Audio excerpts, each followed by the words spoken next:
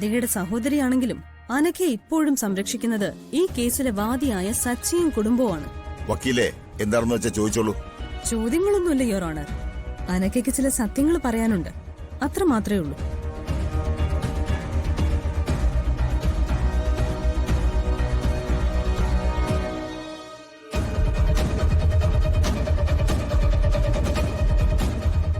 പറഞ്ഞോളൂ.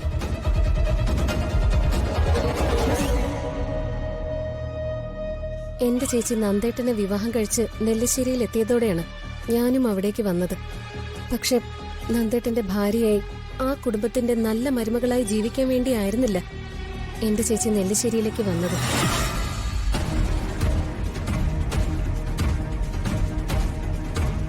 പിന്നെ എന്തായിരുന്നു അവന്തികയുടെ ലക്ഷ്യം?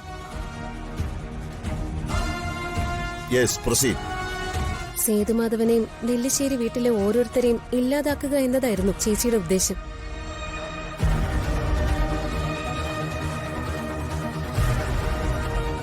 അതിനുവേണ്ടിയാ ചേച്ചി എന്നെയും നെല്ലിശ്ശേരിയിലേക്ക് കൊണ്ടുവന്നത്.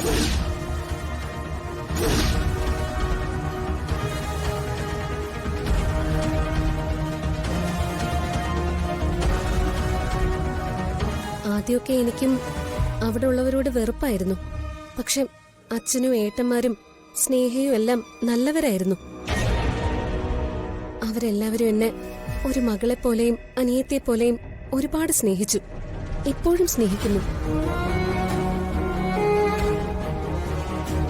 പക്ഷെ അവരെ എല്ലാവരും ചതിച്ച് ആ വീട് ഇല്ലാതാക്കിയതും സ്വത്ത് തട്ടിയെടുത്തതും എന്റെ ചേച്ചിയാണ്.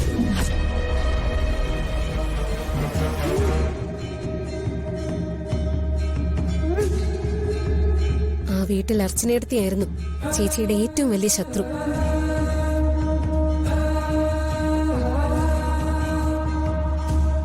നെല്ലിശ്ശേരി വീടിന്റെ സർവനാശം, അവിടെയുള്ള ഓരോരുത്തരുടെയും മരണം, അതായിരുന്നു എന്റെ ചേച്ചിയുടെ ലക്ഷ്യം.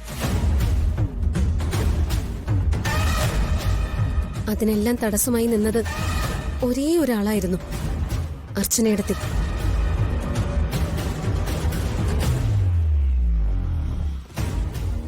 അർച്ചനയെടുത്തിയുടെയും സച്ചേട്ടന്റെയും ജീവിതം തകർത്ത് അവരെ രണ്ടാക്കുകയായിരുന്നു എന്റെ ചേച്ചിയുടെ ലക്ഷ്യം.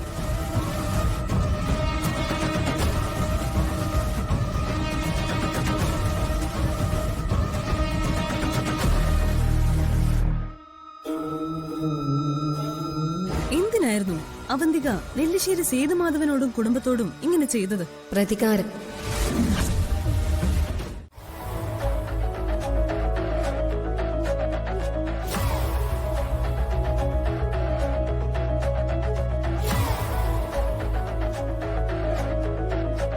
ബഹുമാനപ്പെട്ട കോടതിയോട് എനിക്കൊരു അപേക്ഷയുണ്ട്.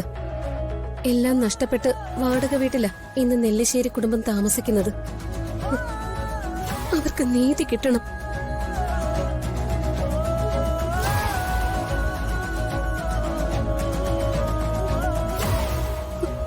കോടതി അവരോട് കരുണ കാണിക്കണം. എനിക്കൊന്നും വേറെ പറയാനില്ല.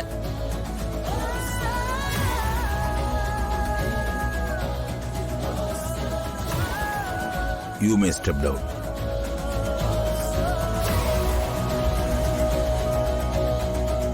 വരൂ, ചെല്ല്.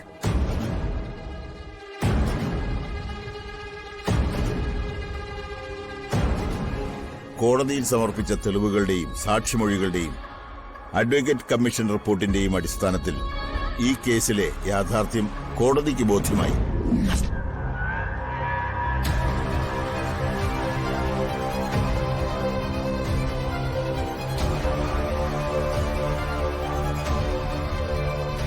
ഈ കേസിലെ വാദിയായ സച്ചിദാനന്ദനും കുടുംബവും വിക്ടിംസ് ആണെന്ന് കോടതി മനസ്സിലാക്കുകയും വാദിഭാഗത്തിന്റെ വാദം ഈ കോടതി ശരിവെക്കുകയും ചെയ്യുന്നു.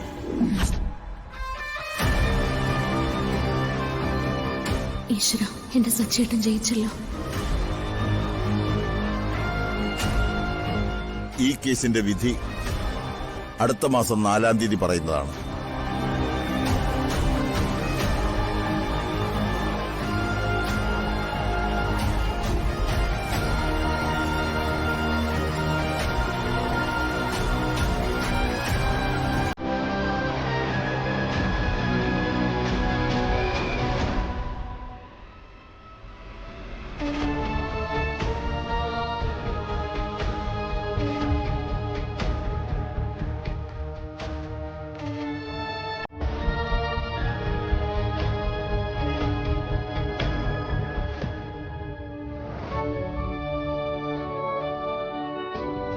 മോളെ